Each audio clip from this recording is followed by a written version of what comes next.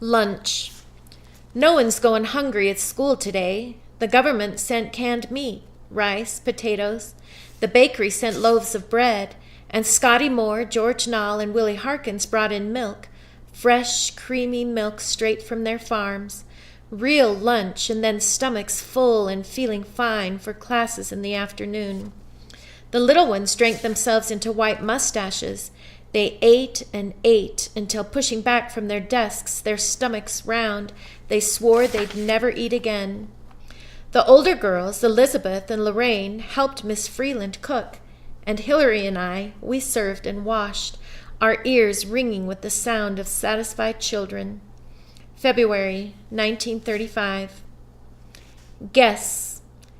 In our classroom this morning, we came in to find a family no one knew.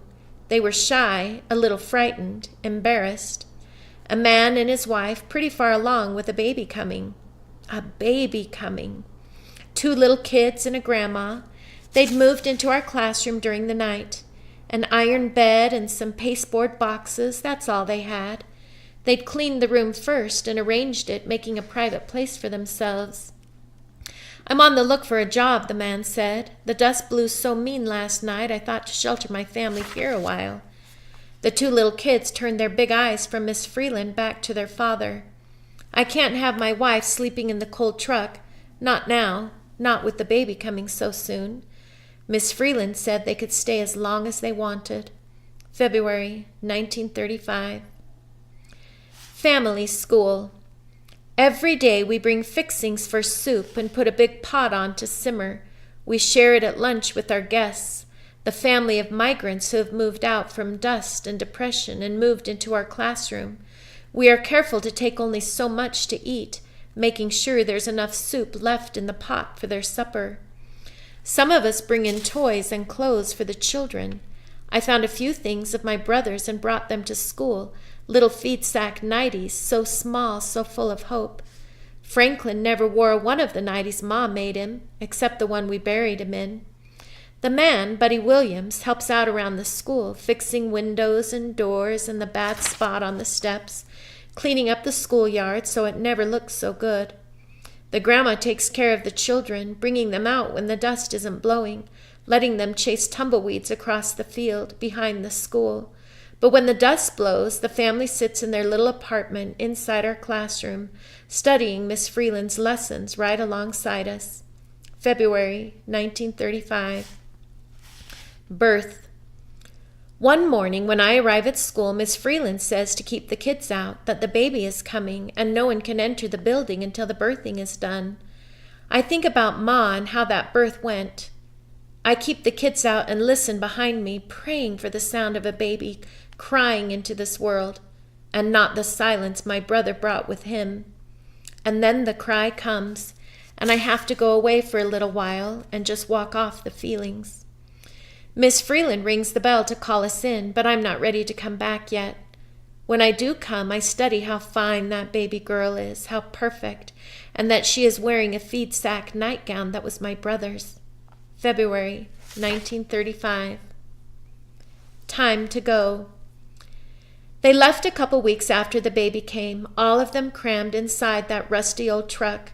I ran 1/2 mile in their dust to catch them. I didn't want to let that baby go. Wait for me, I cried, choking on the cloud that rose behind them. But they didn't hear me. They were heading west, and no one was looking back. February 1935. Something sweet from moonshine. Ashby Derwin and his pal Rush had themselves a fine operation on the Cimarron River, where the water still runs a little, though the fish are mostly dead, from the dust floating on the surface. Ashby and Rush were cooking up moonshine in their giant metal still on the bank when Sheriff Robertson caught them. He found jugs of finished whiskey and barrels of mash. He found 2 sacks of rye, and he found sugar, 1,000 pounds of sugar. The government men took Ashby and Rush off to Enid for breaking the law, but Sheriff Robertson stayed behind, took apart the still, washed away the whiskey and the mash, and thought about that sugar, all that sugar, 1/2 ton of sugar. Sheriff decided some should find its way into the mouths of us kid. Bake for them, Miss Freeland, he said. Bake them cakes and cookies and pies. Cook them custard and cobbler and crisp. Make them candy and taffy and apple pandowdy. Apple pandowdy! These kids, Sheriff Robertson said, ought to have something sweet to wash down their dusty milk. And so we did. February 1935. Dreams. Each day after class lets out, each morning before it begins, I sit at the school piano and make my hands work. In spite of the pain, in spite of the stiffness and scars, I make my hands play piano. I have practiced my best piece over and over till my arms throb, because Thursday night the Palace Theater is having a contest. Any man, woman, or child who sings, dances, reads, or plays worth a lick can climb onto that stage. Just register by 4 p.m. and give them a taste of what you can do, and you're in, performing for the crowd, warming up the audience for the Hazel Herd players. I figure if I practice enough, I won't shame myself, and we sure could use the extra cash if I won. $3 first prize, $2 second, $1 third. But I don't know if I could win anything, not anymore. It's the playing I want most, the proving I can still do it without Arlie making excuses. I have a hunger for more than food. I have a hunger bigger than Joyce City. I want tongues to tie and eyes to shine at me like they do at Mad Dog Craddock. Of course they never will, not with my hands all scarred up, looking like the earth itself, all parched and rough and cracking. But if I played right enough, maybe they would see past my hands. Maybe they could feel at ease with me again. And maybe then I could feel at ease with myself. February 1935. The competition. I suppose everyone in Joyce City and beyond, all the way to Felton Keys and even Guyman, came to watch the talent show at the Palace Thursday night. Backstage, we were 17 amateur acts, our wild hearts pounding, our lips sticking to our teeth. Our urge to empty ourselves top and bottom made a sorry sight in front of the famous Hazel Herd players. But they were kind to us, helped us with our makeup and our hair, showed us where to stand, how to bow, and the quickest route to the toilet. The audience hummed on the other side of the closed curtain. Ivy Huxford kept peeking out and giving reports of who was there, and how she never saw so many seats filled in the palace, and that she didn't think they could squeeze a rattlesnake into the back, even if he paid full price. The place was so packed. My father told me he'd come once chores were done. I guess he did. The Grover boys let us off. They worked a charm, Baby on the sax, Jake on the banjo, and Ben on the clarinet. The Baker family followed, playing just like they do at home every night after dinner. They didn't look nervous at all. The tap dancers, they rattled the teeth in their jaws and the eyeballs in their skulls, their feet flying, their arms swinging, their mouths gaping. Then Sunny Lee Hallam tumbled and leaped onto the stage, the sweat flying off her, spotting the palace floor. Marsh Wharton struggled out, his accordion leading the way.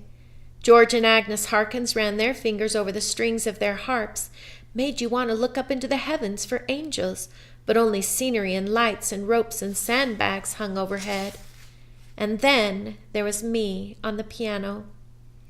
I went on somewhere near the back side of middle, getting more and more jittery with each act till my time came.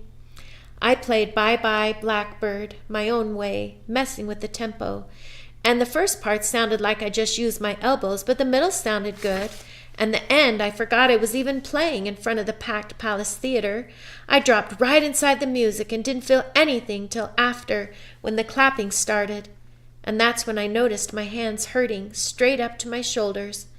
But the applause made me forget the pain.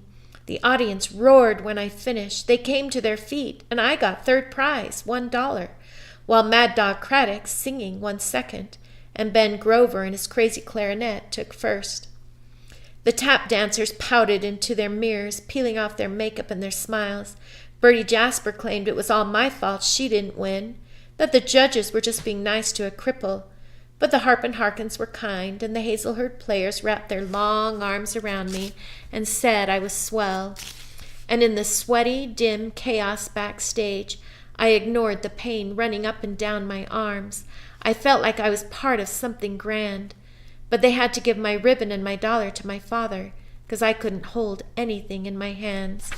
February 1935.